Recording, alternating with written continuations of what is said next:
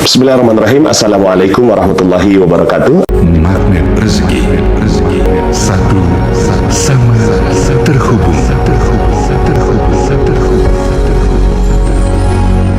Baik, jadi ilmu magnet rezeki ini ya tujuannya adalah untuk kita sendiri dulu yang praktek. Terkadang kita terlalu terburu-buru ingin supaya pasangan kita, anak kita, orang lain, tetangga kita gitu ya, itu udah praktek magnet rezeki duluan gitu. Wah, andaikan gitu kan suami denger ini materi ini gitu kan, kayaknya dia bakal seneng gitu kan hidup gitu. Harusnya nggak begitu, tapi gitu ya kita udah nggak usah ngelihat keluar dulu, lihat ke dalam dulu, karena sebenarnya dalam dunia ruh gitu ya, itu tuh kita tersambung, kita terhubung gitu kan, ka'annaka ruhun junudun mujannada, walaupun LDR. Tapi kalau seandainya kita praktek nih ilmu magnet rezeki gitu ya, kita bisa jagain suami kita bisa pengaruhi suami kita, pengaruhi yang baik ya, dalam hal yang baik, artinya kita minta supaya suami kita ya menjadi orang yang jauh lebih baik, kitanya yang bikin kita baik dulu. Jadi kita nggak usah menuntut orang lain ya. Yang sering terjadi, ilmu itu nggak bermanfaat ketika kita sudah mulai menuntut orang lain melakukan. Padahal sebenarnya tujuan ilmu itu adalah agar kita menjadi orang yang jauh lebih baik, bukan menunjuk orang lain, menuntut orang lain, meminta orang lain, berharap orang lain menjadi orang yang lebih baik. Nah, maka saran saya supaya fokuslah gitu ya kan. Kalau ibu merasa bahwa ilmu-ilmu magnet rezeki mengarahkan kepada kebaikan, ibu fokus menjalankan untuk ibu sendiri dulu. Setelah itu ya minta kepada Allah Subhanahu wa taala gitu. Jadi kepada pasangan nggak usah kadang-kadang yang akhirnya terjadi itu kadang-kadang konflik dengan suami karena suami merasa dituntut gitu kan ya, istri nggak mendoakan gitu. Nah, bagusnya adalah praktekkan aja ya ilmu magnet rezeki kepada ibu sendiri. Setelah itu untuk suami ya itu doakan aja gitu, insya Allah nanti pelan-pelan Allah Subhanahu wa taala akan berikan hikmah bagi suami ibu. Begitu. Oke, baik. Ini pertanyaan tentang garpu tala ya. Sebenarnya garpu tala ini adalah satu tool saja, satu alat saja. Nggak dipakai pun nggak apa-apa. Cuma begini, garpu tala ini dia kaitannya dengan getaran. Ya, dalam Al-Quran Allah Subhanahu Wa Taala berfirman, "A'udzubillahi minasyaitonir rajim, innamal mu'minuna alladzina idza dzukirallahu wajilat qulubuhum وَإِذَا تُلِيَتْ عَلَيْهِمْ آيَاتُهُ زَادَتْهُمْ إِيمَانًا وَعَلَى رَبِّهِمْ يَتَوَكَّلُونَ. Sesungguhnya orang-orang yang beriman ketika disebut nama Allah bergetar hatinya ya. Jadi bergetar, ada getaran ketika disebut nama Allah gitu ya. Nah, nama Allah ini banyak disebut di dalam Al-Quran ya, berulang-ulang, setiap halaman pasti ada nama Allah di sana disebut gitu ya. Wa idza tuliyat alaihim ayatuhu, ketika dibacakan ayat-ayatnya maka bertambahlah keimanan. Jadi ada hubungan antara getaran yang terasa di dalam jiwa dan bertambahnya keimanan. Nah, lalu bagaimana cara merasakan bahwa ayat ini bergetar? Sebenarnya kita yang paling tahu ya, ketika kita membaca ya, sambil baca kok terus kemudian ini ada rasa getaran gitu ya, coba dilihat artinya. Pas dilihat artinya, oh ternyata Masya Allah, Allah Subhanahu Wa Taala seakan-akan gitu ya. Ini kalau Imam Hasan Al-Basri mengatakan kalau ingin gitu ya berbicara kepada Allah Subhanahu Wa Taala, maka ya lakukanlah sholat ya. Jadi ingin berbicara kepada Allah ya, maka lakukanlah sholat. Ketika ingin Allah berbicara kepada kamu, maka bacalah Quran. Nah, tentunya bukan berarti bahwa setelah ini kita mampu bercakap-cakap dengan Allah, enggak juga ya. Artinya adalah rasa yang makin tenang ya, ala bidzikrillahi tatmainnul qulub. Jadi ada rasa ketenangan dalam jiwa. Jadi setelah getaran, rasa apa yang dimunculkan Allah setelah itu? Rasa ketenangan. Jadi cirinya adalah ketenangan ya. Jadi ciri apakah garpu tala itu bermanfaat buat kita adalah ketika kita mendapatkan ketenangan dari Allah Subhanahu wa Ta'ala. Tapi memang ini pertanyaannya nggak gampang saya jawab karena garpu tala itu sesi sendiri itu. Dalam pelatihan itu saya 10 jam sendiri itu bahas tentang garpu tala. Jadi lebih kurangnya itu yang bisa sedikit saya bahas. Satu, ya, bawa dalam doa di tahajud. Ya, ini yang sering pejuang wakaf ini miss. Kita pengen langsung gitu kan, action secara fisik gitu ya, langsung datangi, bawa proposal, menjelaskan, presentasi, padahal itu cuma 4% kesuksesannya. 96% adalah yang kita bawa di dalam doa. Contoh, ada orang kaya, dia mau ya, kita satu, jangan targetnya itu adalah target ya kita sebagai lembaga wakaf, bukan. Target kita adalah bagaimana saya bisa bantu dia dengan harta kekayaannya yang berlimpah supaya dia bisa masuk surga. Maka sholat tahajud, khususkan mendoakan dia. Sholat tahajudnya sholat tahajud biasa, tapi setelah itu bawa dalam satu doa kita, ya Allah, itu ada satu orang kaya ya Allah yang ingin saya bantu agar dia bisa hartanya bermanfaat, diwakafkan di jalanmu. Maka ya Allah ya Rahman ya Rahim, Engkaulah yang memiliki hatinya, aku titip hatinya kepadamu ya Allah, agar Engkau yang menggetarkan hatinya untuk ya memberikan hartanya di jalanmu. Terus lakukan berulang-ulang, lakukan lagi. Kalau nggak di salat tahajud, pada saat kita ingat, saya keingetan sama si bapak itu, doakan lagi. Terus begitu ya. Seandainya orang kaya itu tidak juga menyalurkan hartanya, Anda sudah dapat pahala. Pahala apa? Pahala mendoakan orang lain yang nantinya Allah akan berikan rezeki dari tempat yang lain. Allah akan berikan, mungkin bukan si dia, karena hidayah milik Allah, hak mutlak sepenuhnya. Kita nggak bisa paksa-paksa, ya. Tapi bisa jadi dengan doa yang kita lemparkan atau kirimkan kepada si A, ternyata yang tergerak si B. Nah, itu Masya Allah, rahasia Allah Subhanahu wa Ta'ala. Satu ya, jadi ini yang dimaksud tadi mungkin perisai rezeki ya. Perisai rezeki adalah dosa. Jadi manusia ajaib tapi dia terperisai dengan dosanya. Nah, dia sadar. Satu, buat daftar dulu. Buat daftar gitu kan, dosa-dosa yang pernah kita lakukan. Lalu kemudian ya, buat actionnya. Dosanya ada dua. Satu, dosa kepada Allah.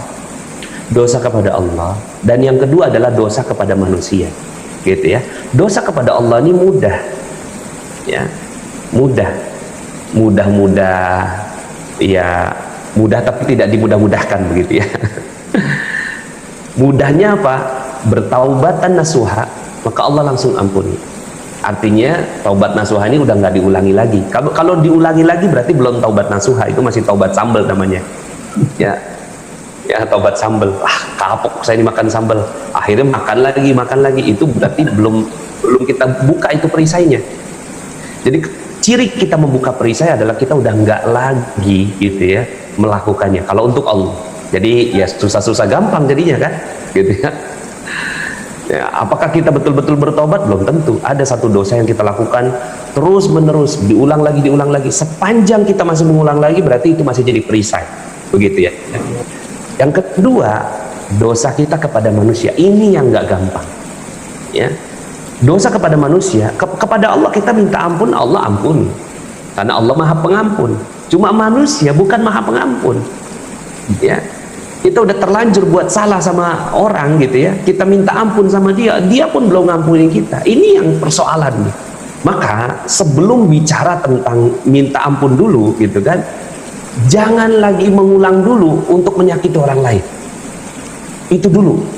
Yang sering terjadi banyak orang gitu kan, Pak Nas bagaimana ya? Kenapa kok saya belum terjadi keajaiban gitu kan? Karena dia nggak paham terhadap dosa dengan manusia. Dosa dengan manusia itu gitu kan, tersinggung sedikit orang ya, itu dosa lagi kita. akhirnya nggak tercipta keajaiban, ya, gosip lagi, gibah lagi, ya, terus kemudian di media sosial gitu kan kita terus komen, ya sepanjang itu terus terjadi nggak akan pernah terjadi keajaiban karena perisainya masih terus nempel pada diri kita. Sebenarnya dosa terhadap orang itu satu, tapi prinsip kita karena kita nggak tahu kalau itu dosa, ya, menyakiti hati orang itu juga dosa, menyakiti orang tua itu dosa, gitu ya. Nah, itu yang harus dipahami dulu. Nah, terus bagaimana caranya? Satu, bawa dalam sholat untuk dosa-dosa kita kepada manusia yang telah lalu. Bawa dalam sholat, minta kepada Allah sholat hajat.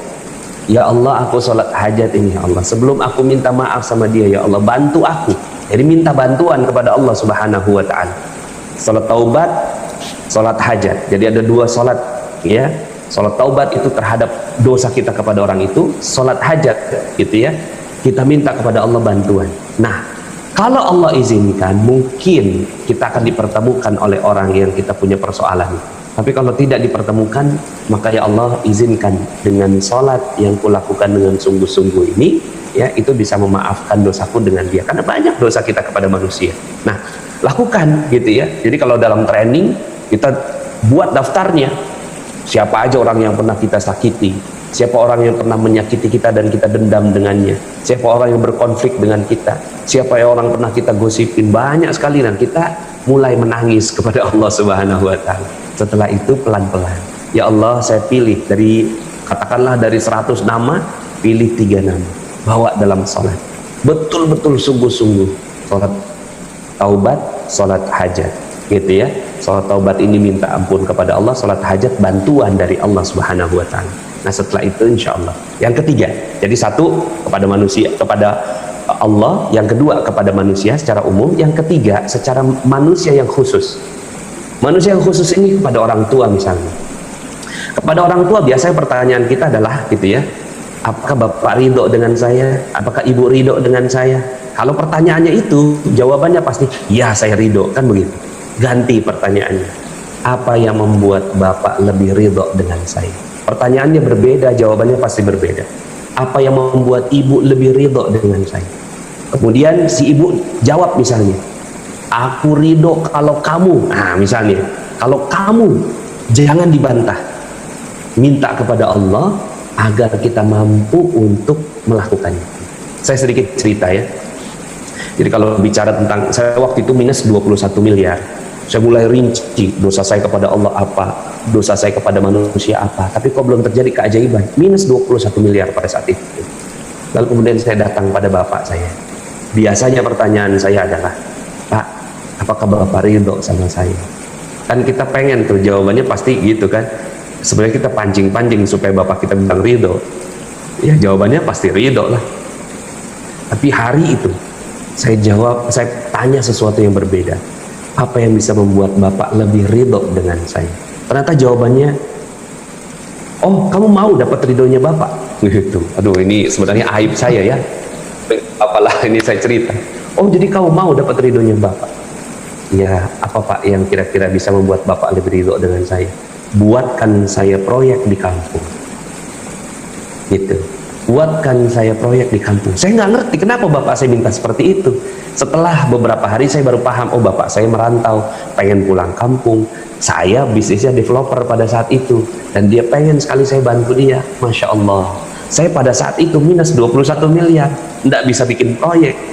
Ya, bank nggak ada yang percaya sama saya, bank syariah nggak ada yang percaya, gitu kan? Saya lagi nggak ada uang juga. Tapi pada saat itu saya bilang, ya Allah, kalau memang ini jalan keajaiban yang kau pilih kepadaku, ya Allah, aku ingin mewujudkannya. Walaupun saya tidak bisa pada saat itu. Ternyata jawaban bapak saya pada saat itu, Masya Allah. Sekarang Alhamdulillah ada proyek di kampung, bapak saya pulang kampung, beliau meninggal dunia dalam keadaan ridha dengan saya. Ya, senang dengan masjid yang dibangun, Masya Allah. Ternyata subhanallah. Nah jadi, kalau mau dapat keajaiban, pilih 3 orang yang utama. Ya, jadi kepada orang umum tadi seperti itu tadi, kepada orang ini khusus nih, saya sebutnya sebagai triangle miracle. Bapak, ibu, suami, istri, dan anak. Tanya kepada ayah ibu, apa yang bisa membuat engkau lebih ridho dengan saya. Tanya kepada suami, apa yang bisa membuat engkau lebih ridho dengan saya. Dan itu jadiin PR. Ya, kalau istri, apa yang bisa membuat engkau lebih bahagia bersamaku.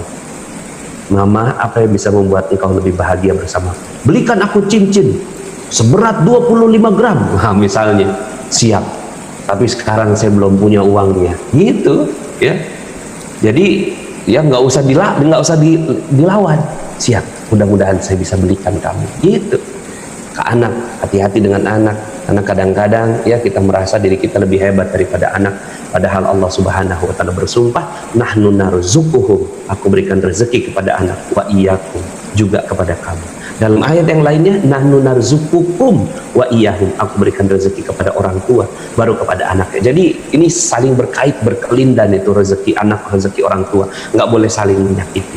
Hanya kepada anak, apa yang bisa membuat engkau lebih ridho sama Abi, ya, sama Umi, apa yang bisa membuat engkau lebih suka sama Abi, sama Umi, itu, ya.